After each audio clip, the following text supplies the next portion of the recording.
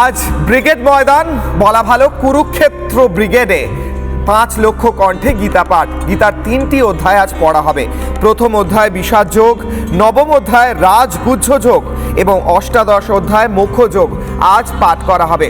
আমি সরাসরি যাব শেখরের কাছে। আমাদের প্রতিনিধি শেখর ব্রিগেড থেকে সকাল থেকে ভোর থেকে সেই ছবি তুলে ধরছেন।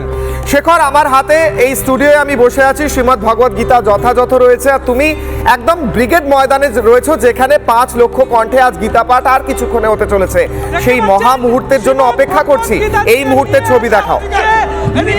নিয়ে আসা হচ্ছে একদম যে মূল মঞ্চ, সেই মূল মঞ্চে ক্লোজ করা হচ্ছে শ্রীমদ্ ভগবত গীতাজিকে। তারপর গীতাজিকে স্থাপনা করা হবে মূল মঞ্চে। সেই মূল মঞ্চে গীতাজিকে স্থাপনা করার পর গীতা আরতি হবে। গীতা আরতির পরে অনুষ্ঠিত হবে সাধু সন্তদের বরণ অনুষ্ঠান। সেই বরণ অনুষ্ঠানের পরেই আরম্ভ হবে গীতা পাঠ, মূল গীতা পাঠ। আমি বলবো আমার ক্যামেরা পার্সনকে দেখাতে যে ছবিটা, যে শ্রীমদ্ ভগবত গীতাজিকে নিয়ে আসা হচ্ছে মূল মঞ্চে, অর্থাৎ পার্থ সারথী মঞ্চে, মূল মঞ্চে নিয়ে আসা হচ্ছে শ্রীমদ্ ভগবত গীতাজিকে। রথে করে নিয়ে আসা হয়েছে, এবার মূল মঞ্চ পার্থ সারথী মঞ্চে নিয়ে আসা হবে।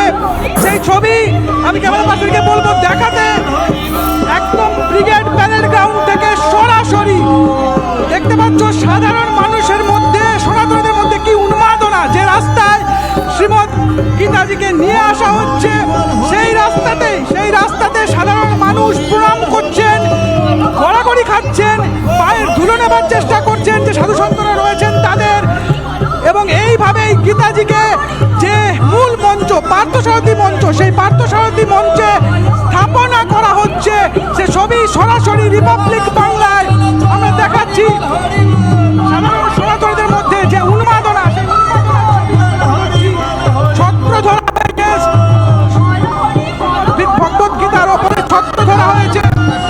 রথ থেকে নামিয়ে শ্রীমদ্ ভগবত গীতা নিয়ে আসা হচ্ছে মূল মঞ্চ পার্থসারথী মঞ্চে। সেখানেই গীতা স্থাপনার পর গীতা বরণ অনুষ্ঠান, গীতা আরতি অনুষ্ঠান, তারপর সাধু সন্তদের বরণ অনুষ্ঠান।